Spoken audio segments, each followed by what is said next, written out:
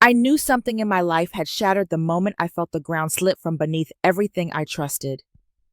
It was not a loud moment or a dramatic fallout, but a quiet, precise kind of devastation that cuts deeper because it arrives from the place you thought was safest.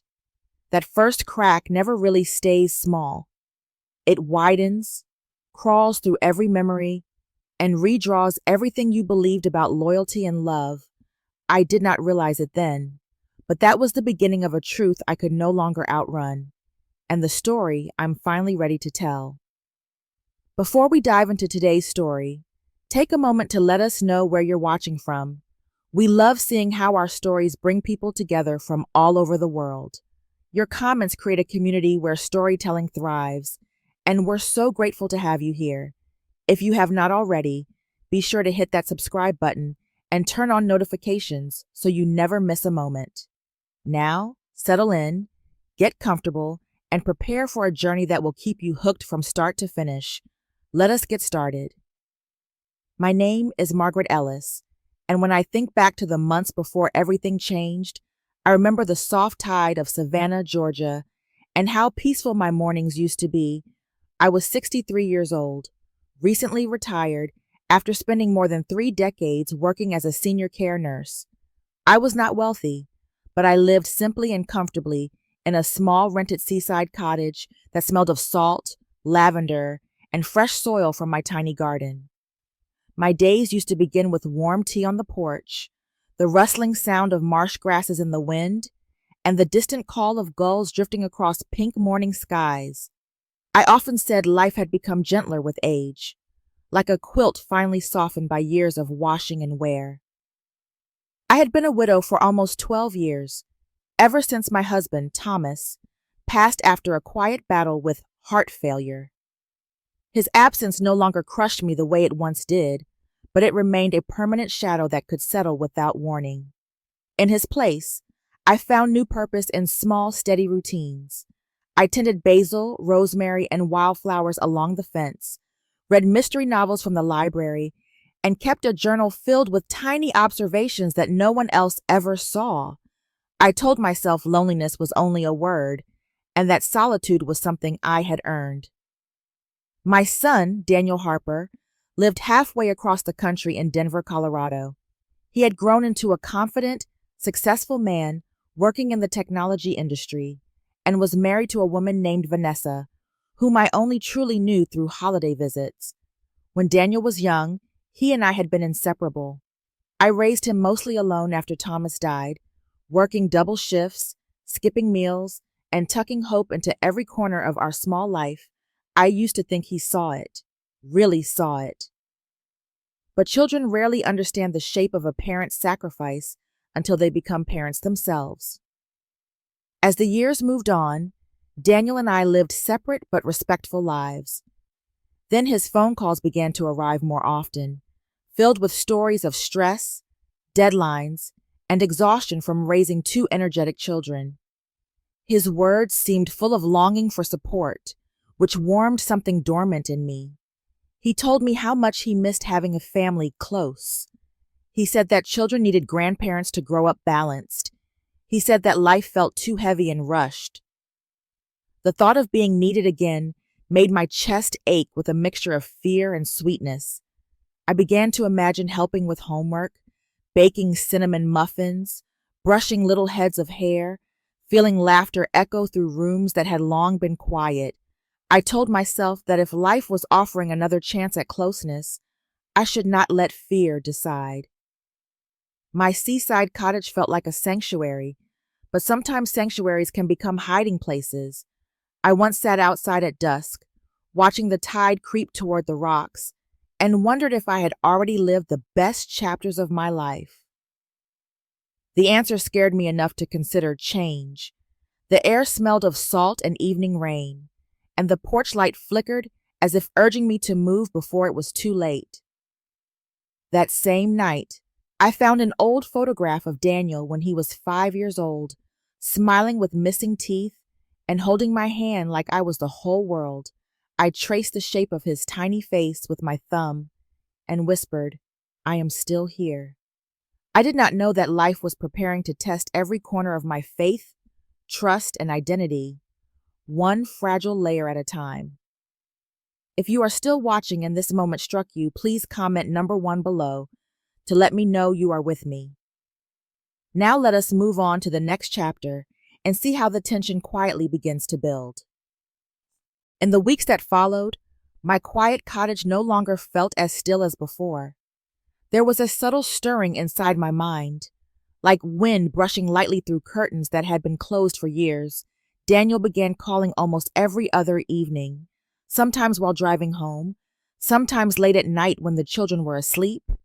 His voice sounded strained in a way that suggested not only fatigue, but also expectation, as if he was gently preparing the ground for something he wanted me to accept before I fully realized I had already agreed.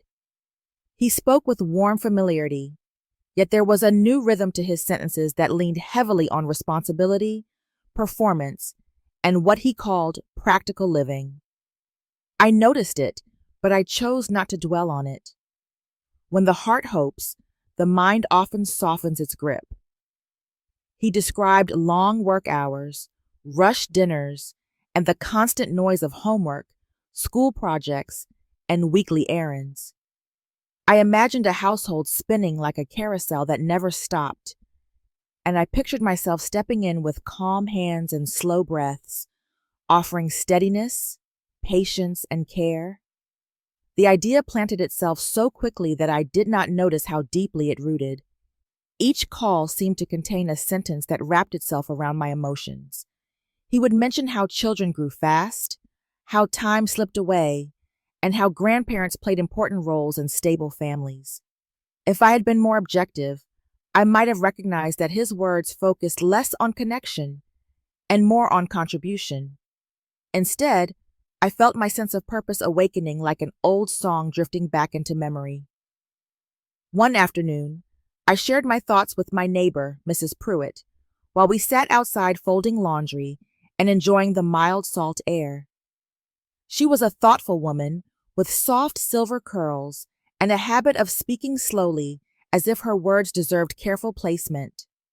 When I told her that I was thinking of moving to Denver, her brows lifted ever so slightly. She reminded me that roots, no matter how modest, provided safety. She asked whether I was truly needed or simply useful. I laughed softly, insisting that love was the reason, not expectation. She did not argue, but she placed her hand gently on mine and squeezed as if to pass a silent warning wrapped in kindness. I tried to dismiss her concern, but it lingered like the aftertaste of strong tea. At night, I lay in bed listening to the ocean pulse against the shore. While my thoughts moved in circles, I feared losing independence, yet feared loneliness even more. I loved the life I had created, but I had built it alone. And there were moments when quiet felt too heavy, like an unanswered letter, waiting forever. The choice in front of me did not feel like a question of comfort, but a question of identity. Was I still a mother with purpose, or an aging woman with fading relevance? The answer mattered more than I wanted to admit. A few days later, Daniel sent me a photograph of the children, both smiling brightly, holding a sign that read, "We miss you, Grandma." Beneath the image, he wrote that they needed stability and structure, and that I could make everything feel balanced again. That small message tipped the scale inside me. I began to gather empty boxes and fold away belongings I once believed would always stay with me. I walked outside and looked at my garden, noticing new buds that I would not see open. As dark clouds gathered at the edge of the sky, I understood that change had already begun. Even before I said it aloud, I returned to my desk, opened a blank document, and drafted the first line of my lease termination notice. Unaware of the deeper cost attached to the choice I had just made. If you are still watching and this twist caught your attention, please comment number 2 below so I know you are following along. Now let us step into the next chapter where the pressure rises even more. Leaving Savannah felt like peeling away the final layer of a life that had kept me steady. I turned in my lease, boxed my books, folded my gardening tools into a small cloth bag, and donated most of my furniture to a nearby charity shop. The cottage looked strangely hollow once everything was packed, as if it had become a place I was only visiting rather than the home that had carried my grief, my recovery, and my quiet joy. I locked the door with slow hands, stood for a moment on the small porch, and whispered a silent farewell to the waves and the wind that had been my closest companions. I told myself that I was trading loneliness for belonging, that I was choosing purpose over safety, and that courage sometimes looked like surrender. Daniel encouraged me to streamline my finances before moving. He spoke confidently about how shared funds would make things easier when paying for travel, medical costs, groceries, or unexpected expenses. He said that life worked better when family acted as one unit rather than separate islands. I knew little about financial systems beyond basic savings and retirement plans, so I trusted what sounded like modern wisdom. With his guidance, I transferred the money I had saved over many years into an account that allowed him administrative access. It felt strange, like handing over a key to a locked drawer that contained not only money, but decades of sacrifice. Still, I reminded myself that trust is the foundation of family, and fear has no place in love. The trip to Denver was long and filled with mixed emotions. The airport felt colder than usual, not because of temperature, but because I was stepping away from familiarity without knowing where I would land emotionally. When I finally walked through the arrival gate, Daniel greeted me with a smile that looked tight around the edges, and Vanessa offered a polite hug that felt more rehearsed than spontaneous. Outside, the city felt louder, sharper, and more hurried than Savannah. Rows of modern houses, high-traffic streets, and distant mountains created a landscape that did not hold the softness I had been used to. Their home was large and stylish, with tall windows and polished floors. I expected a guest room filled with fresh linens, maybe a small vase of flowers, something that said welcome. Instead, Daniel guided me downstairs to a small basement room, explaining that it was temporary until they reorganized. The room held a narrow bed, a metal shelf, and sat only a few steps from the laundry machines. The air smelled faintly of detergent and damp cement. For a moment, disappointment flickered inside me, but I buried it beneath gratitude. They were opening their home. I should not demand luxury. I repeated this like a quiet prayer until it sounded sensible. In the days following my arrival, I slipped naturally into the rhythm of the household. I cooked breakfast, washed dishes, folded children's clothes, packed lunchboxes, swept floors, and reminded myself that helping was a privilege, not a burden. However, appreciation slowly faded into expectation, and expectation slowly turned into silence. No one commented on my effort. No one acknowledged the hours. I told myself that love did not always speak with praise, and that true value sometimes lived quietly in the background. One afternoon, while tidying the living room, I noticed a stack of envelopes and papers on the side table. Among them was a banking statement with financial details that did not match the amount I remembered transferring. Another document referenced a business name I had never heard before, Harper Solutions Private Investments. Confusion tightened in my chest, but I convinced myself that everything must have an explanation.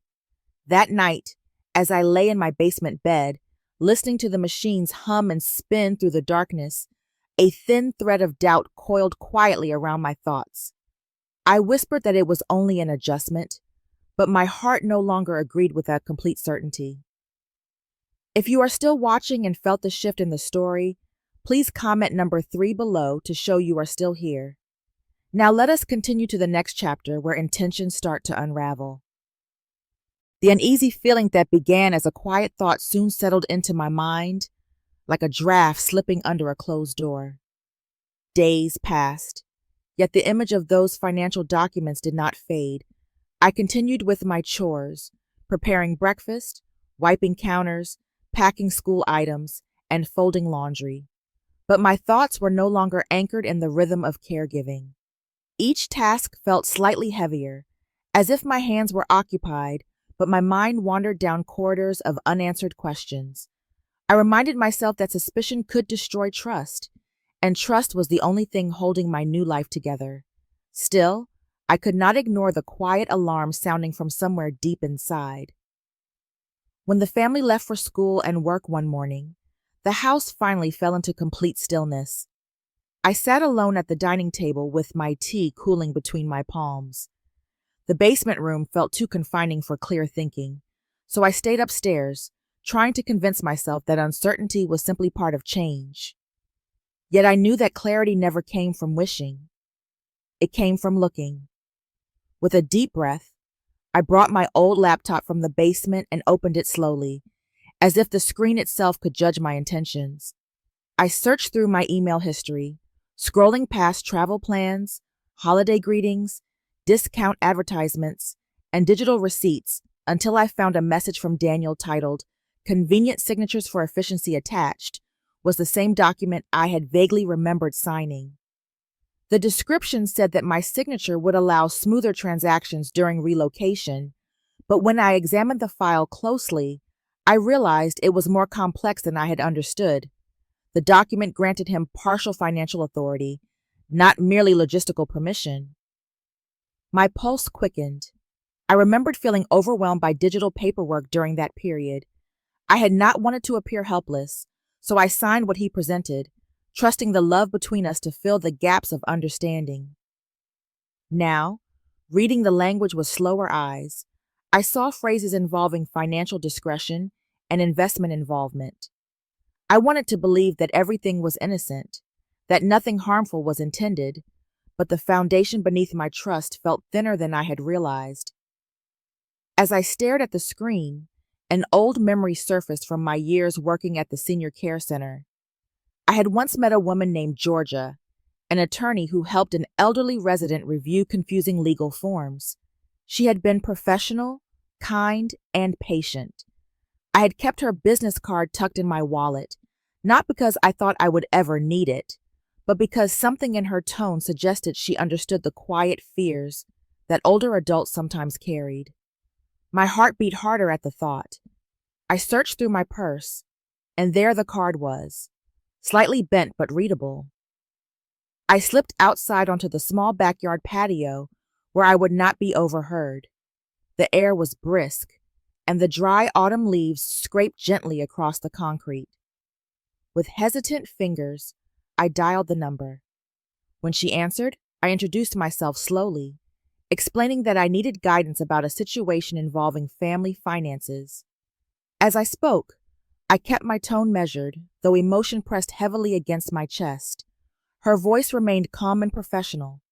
She asked me to gather any financial statements, email attachments, and signed forms so she could examine them. Her measured concern struck me harder than if she had spoken with alarm. After ending the call, I remained outside for a long moment, staring across the fenced yard toward the neighboring homes. Inside my chest, something shifted. It felt like the very first acknowledgement that this was not just confusion, but a possible threat disguised as cooperation. That night, after finishing chores, I began writing small notes in my journal, recording dates, transactions, and changes in household dynamics. I did not know exactly what I was preparing for, but an instinct guided my hand. When I finally returned to my basement room, I sat on the edge of the narrow bed, listening to the steady hum of the laundry machines again, only this time the sound did not seem domestic. It sounded like machinery running beneath a locked door that I was just beginning to open.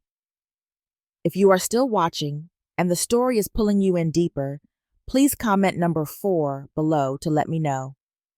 Now, let us move on and see how everything edges closer to breaking point. By the end of the week, the weight inside my chest felt too heavy to carry in silence. I had spoken with the attorney, gathered copies of documents, and filled several pages of my journal with dates, notes, and observations. Still, I hoped that an honest and calm conversation might resolve everything without bitterness. I told myself that families could repair misunderstandings if they chose gentleness over pride. Wanting to create a warm and welcoming atmosphere, I planned a full dinner, believing that comfort on the table could soften the edges of difficult words. I spent the afternoon preparing dishes that held strong memories for all of us. I roasted chicken with rosemary, mashed potatoes with cream and butter, steamed green beans tossed with a bit of olive oil, and baked a small apple pie with cinnamon the way my husband once loved. The scent filled the kitchen and drifted up the stairs, bringing with it a feeling of home that I prayed would reach every member of the household. It was not only food, but a quiet plea that love might still find its way through the cracks. When everyone gathered around the table, the children were cheerful, unaware of any change in the air. Their laughter floated above the table like bubbles, fragile and fleeting. Vanessa looked tired and kept glancing at her phone, though she tried to smile politely. Daniel appeared rushed, as if he had already counted the minutes he could spend seated before moving on to something more important. I took my place quietly, folding my napkin in my lap to keep my hands from trembling. Before anyone began eating, I gathered my courage. My words came slowly, chosen with care, shaped by both love and fatigue. I spoke about how my body felt tired from continuous housework, how I hoped to join a local senior group or find a small schedule outside the home. I explained that I wanted clarity about the financial arrangements, not because I suspected wrongdoing, but because I no longer understood what decisions had been made. I expressed that after spending my entire adult life providing for others, I wished to maintain at least a portion of independence, dignity, and peace. At first, I expected empathy. Instead, I saw a visible shift in Daniel's expression. His shoulders stiffened, his jaw tightened, and a shadow crossed his eyes as if I had broken an unspoken rule. The air around the table changed.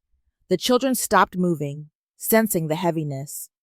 Vanessa lowered her gaze, as if she already knew where the conversation might lead and had chosen silence over involvement. Daniel's voice, when he finally spoke, was cool and clipped. He reminded me of the help I was receiving by living in his home and spoke as if my presence was part of a system rather than a relationship. He described obligations disguised as gratitude and expectations disguised as family order. The tone sliced through the room, leaving no space for tenderness. Then came the words that would echo in my mind long after the plates were cleared. He stated that I was here to help, not to rest, and that if I disagreed, then I should leave. The sentence hung in the air like a suspended blade, cutting through the fragile place where love and dependence meet. For a moment, everything became still. The sound of forks and knives ceased. The children's eyes widened with confusion and fear. Vanessa remained silent, staring down at her hands. A cold sensation spread through my body, beginning at my fingertips and rising slowly to my throat. My mind struggled to process the scene, but my heart understood immediately. I realized that in this house, I was not seen as a mother, not even as a guest, but as a resource whose value depended on labor and compliance. My breath grew shallow as humiliation pressed against my ribs. I did not respond. The silence became my only shield. I lowered my gaze, placed my hands on my lap, and sat motionless while the warmth drained from the room. In that moment, something inside me quietly cracked, like porcelain under strain, a sound only I could hear. That night, I did not sleep. I lay on the narrow bed in the basement with my eyes open, staring into the dim ceiling as if it held answers that had been hidden from me for far too long. The sentence I had heard at dinner replayed in my mind with painful clarity, each repetition cutting deeper than the last. It did not sound like a heat-of-the-moment remark or a slip of frustration. It sounded like a rule, spoken by someone who believed he had the right to define my worth. I felt a heaviness in my chest that no deep breath could lift. I had spent a lifetime believing that love was unbreakable and that sacrifice was a natural part of motherhood. But now I began to wonder if unquestioned sacrifice could become a weapon when placed in the wrong hands. The next day, when everyone left the house, I stepped outside with my phone, walked to the far end of the small backyard, and called Georgia. My voice trembled slightly as I shared exactly what had been said at the table.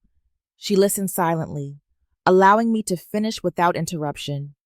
When she finally spoke, her tone was steady and professional, yet gentle enough to keep me from collapsing into tears. She explained that although disrespect from family was painful, this situation appeared to stretch beyond emotional mistreatment into potential financial and psychological exploitation. She reminded me that financial authority carried serious consequences and that I might be legally responsible for debts or transactions I had never chosen.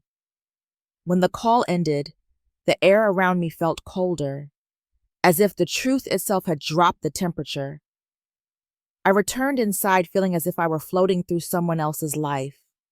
Every wall, every shadow, and every household item looked different, as if I were seeing them through a new and unforgiving lens. For years, I had thought that patience was a virtue, that endurance proved loyalty, and that silence prevented conflict. Now I wondered if silence simply fed harm. Still, the thought of confronting Daniel through legal avenues felt like betraying a bond that was supposed to last beyond all storms. I could not ignore the fear of losing him forever, yet I also could not ignore the fear of losing myself completely. Later that afternoon, while I folded towels in the laundry room, I heard soft footsteps behind me. It was Vanessa. She closed the door quietly and sat down, her shoulders rounded as if she were carrying invisible weight. She began speaking slowly, almost whispering, saying that she had overheard part of the conversation the night before and wanted to speak honestly. Her voice cracked with exhaustion. She admitted that she too had experienced control, but had endured it silently to protect the children and avoid emotional eruption. She revealed that financial decisions had been made without her consent, including the use of her credit and the children's education savings. When she handed me printed emails and screenshots from their shared documents, my heart dropped. Among them, I saw a message in which Daniel referred to my money as usable capital, accompanied by the claim that I was unlikely to challenge anything legally or emotionally. The words stung with brutal clarity. For a long moment, I could not speak. Not because of shock alone, but because something inside me shifted permanently. This was no misunderstanding. It was a pattern, and I was not the only person caught in it. In that instant, the battle between guilt and self-preservation ended. I realized that protecting myself was not betrayal, but necessity. It was also the only chance of protecting the innocent. That night, after everyone had gone to bed, I sat on the edge of my mattress and wrote one final sentence in my journal. Remaining silent is no longer an act of love. Then, with steady hands, I packed a small bag and hid it beneath the bed. I no longer wondered whether I should leave. I knew that the real question was how soon. If you are still watching and that choice made your heart tighten, please comment number 6 below so I know you are with me. Now let us move on to chapter 7, where the consequences come into full view. The morning I decided to leave did not feel dramatic or cinematic. It was strangely quiet, like the calm after a heavy snowstorm when the world is muffled by a thick white blanket. I woke up before anyone else, sat on the edge of the bed in the small guest room, and stared at the wall for several long minutes while breathing slowly. My hands rested on my knees, steady for the first time in weeks, and I realized that stillness was not weakness, but confirmation. I was no longer undecided. My choice had already been made inside me, and now my body was simply catching up to the truth I already knew. I packed only what belonged to me, carefully folding each item into 2 small suitcases. Not one thing from that house felt like mine anymore. Not even the family photographs hanging along the hallway. I did not take jewelry, valuable kitchenware, or anything that could be argued about later. I took my clothes, a framed picture of my late mother, a worn shawl with the lavender scent, and a leather-bound journal I had owned for years. I left behind every trace that could be used to accuse me of theft, pettiness, or emotional manipulation. I wanted my exit to be as clean and unarguable as possible. Before leaving, I called Georgia from the downstairs bathroom with the shower running to cover the sound. She answered with a steady voice, ready to move forward. She had already arranged a temporary senior housing studio in a quiet part of town, where no one would know my name or story. She told me everything was ready and that I was making the right decision, but her tone remained gentle rather than triumphant. It was comforting to hear someone speak to me like an adult human being, rather than a convenient tool. After hanging up, I leaned against the cold tile and closed my eyes, letting the decision settle into my bones. I left the house shortly after sunrise. The sky was pale blue with a thin band of golden light stretching across the horizon. I placed a handwritten note on the kitchen table, written with calm and measured words. It explained that I was safe, that I was leaving by choice, and that any further communication would need to be appropriate and respectful. I did not mention where I was going, nor did I justify my reasons. My dignity did not require explanation. The ride to my temporary housing felt unreal. The car looked the same, the city looked the same, and yet everything inside me was changing at a speed I could barely comprehend. When I stepped into the studio apartment, I noticed the scent of freshly cleaned linoleum, the hum of an old refrigerator, and the faint chirping of birds outside the small window. It was not luxurious, but it was mine, and no one could order me to cook, wake up early, or sacrifice my needs to maintain household image. Later that afternoon, my cell phone buzzed repeatedly. Daniel had discovered I was gone. His messages ranged from demanding to insulting, then shifted into guilt laced with accusation. I placed the phone face down on the table and focused on the soft rhythm of my own breathing. There was no storm inside me, only quiet determination mixed with sadness. I was not running away. I was walking towards safety, identity, and self-worth. As night arrived, I sat by the small window and watched the faint glow of distant neighborhood lights. For the first time in a long time, the silence did not feel like punishment. It felt like space to heal, and even though I knew challenges still waited, I finally believed I would face them not as a shadow, but as myself. The first morning I woke up in the small studio, I felt like my body was still searching for instructions that no one was giving anymore. There was no alarm set to match someone else's schedule. There were no footsteps in the hallway, no sizzling pan waiting on the stove, and no tasks silently assigned through expectation. Instead, there were soft rays of light coming through a cheap but clean curtain, and the slow hum of a refrigerator that sounded almost comforting. For a moment, I did not know if I was free or simply floating, but I knew I was not trapped. My heart felt sore, almost bruised, yet I could breathe with depth I had not felt in years. I spent the next few hours quietly organizing my new space. I folded my clothes into the single dresser, lined my shoes neatly, and placed my framed picture of my mother on the nightstand. I even laid my shawl across the back of the single armchair, like a gentle reminder that softness still belonged to me. I made a pot of tea and sat by the small window, allowing myself to feel everything without rushing into decisions. My mind tried to return to guilt, shame, and self-blame, but I began to question those automatic reactions. Why was I conditioned to apologize for saving myself? Why did I believe I owed endless labor and silence to be considered loving? Later that day, I opened my notebook and spread all the documents I had collected onto the table. Bank statements, transfer screenshots, copies of insurance forms, text messages that exposed entitlement, and notes I had written when things began to feel wrong. I organized them into folders labeled clearly. No longer overwhelmed but focused, I created a list titled Rights I Did Not Know I Had, and beneath it wrote bullet points: financial independence, bodily autonomy, emotional safety, and the right to refuse exploitation even from family. Seeing those words made my eyes sting, because they sounded simple but felt revolutionary. When afternoon came, I contacted the attorney who had previously offered guidance. I did not call from a place of panic, but from a place of strategy.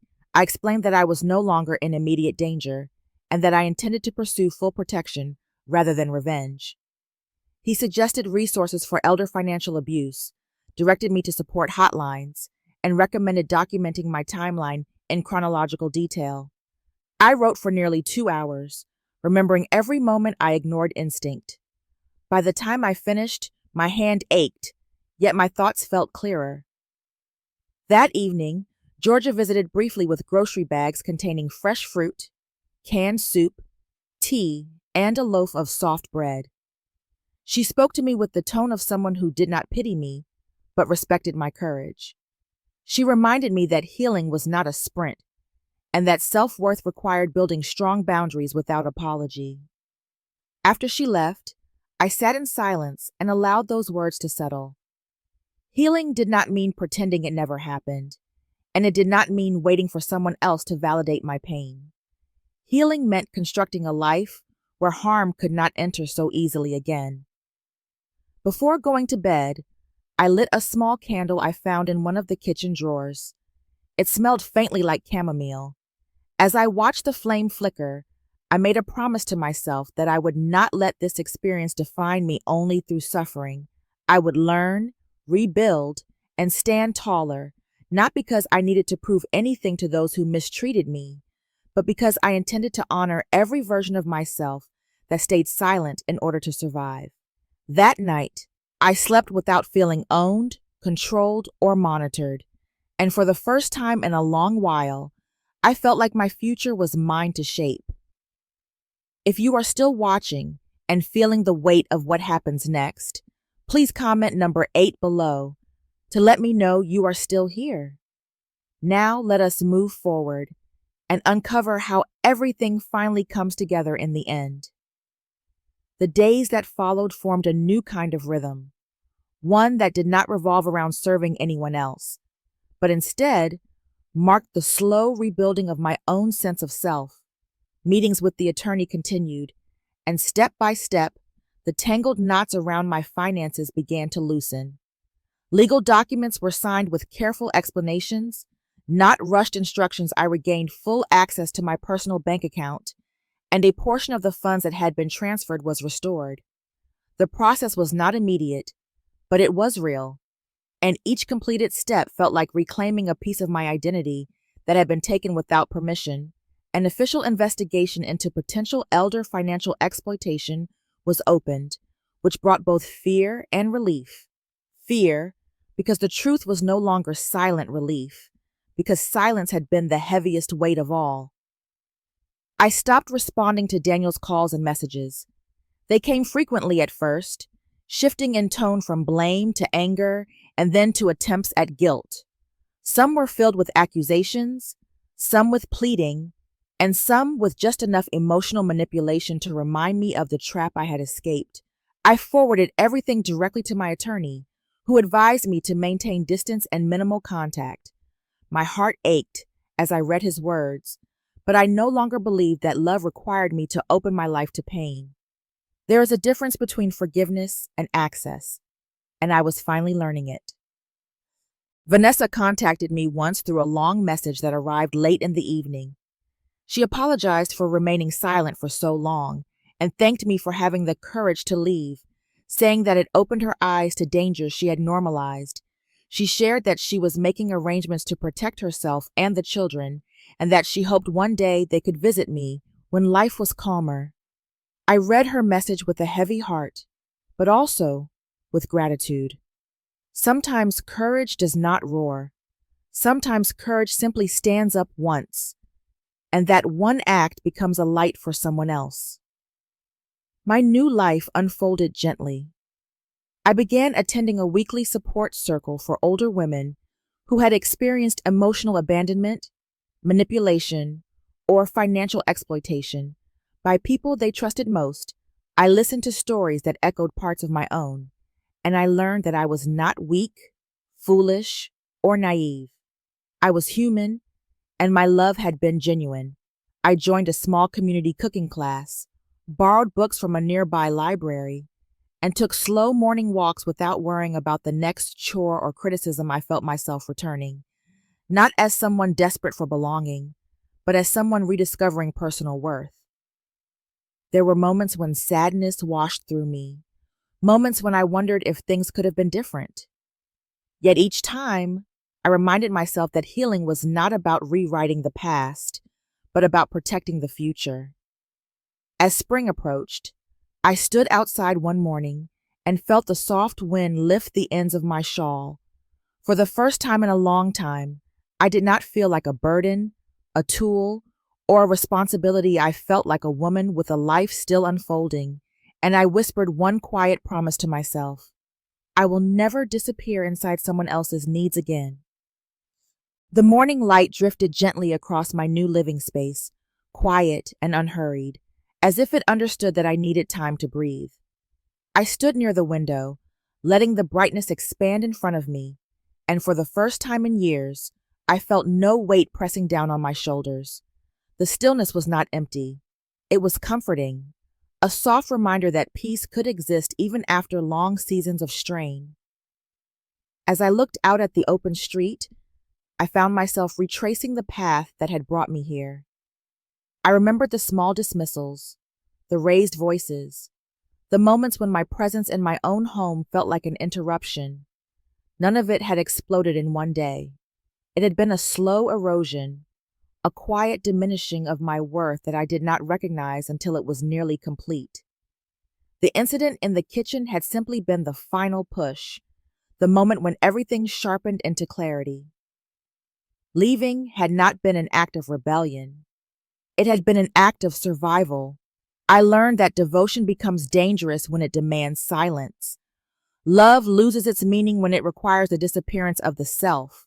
I had given everything because I believed that was what mothers do, but I realized that sacrifice without respect is not love at all. It is submission, and submission wears the soul thin. Now, in this new place, I was slowly reclaiming myself. I was learning that boundaries were not walls, but doorways that protected what mattered. Setting limits did not make me unkind. It made me whole. And as I rebuilt my days, I felt a quiet pride forming, something steady and calm. I had not chosen an easy path, but I had chosen an honest one. I did not hate anyone. I did not wish for punishment or regret from those who had hurt me. I simply wished for understanding, even if it never arrived. My life no longer depended on their acknowledgement. My life depended on my own courage to move forward. Outside, a soft breeze lifted through the trees, carrying the scent of early sunlight across the road. I closed my eyes, breathed it in, and allowed myself a small smile. This was not an ending. It was the beginning I had denied myself for far too long. And as I stood there, wrapped in the quiet, I finally felt the truth settle inside me. Choosing myself had never been the wrong choice. It had been the first right one in years. Every journey of healing begins the moment a person chooses truth over fear, and silence gives way to self-worth. In the quiet that follows hard choices, strength often appears in unexpected forms, reminding us that dignity is not something others give, but something we reclaim. Life has a way of reshaping itself when we finally draw boundaries that honor our spirit, opening space for peace to grow where exhaustion once lived. Even after seasons of disappointment, a new beginning can rise with remarkable clarity, proving that it is never too late to choose a path that leads back to oneself. If this story touched you or sparked your own reflections, I would love to hear your thoughts. Please share your feelings in the comments, and remember to follow and subscribe so you will not miss the next story. Your voice truly keeps this space alive, and it means so much.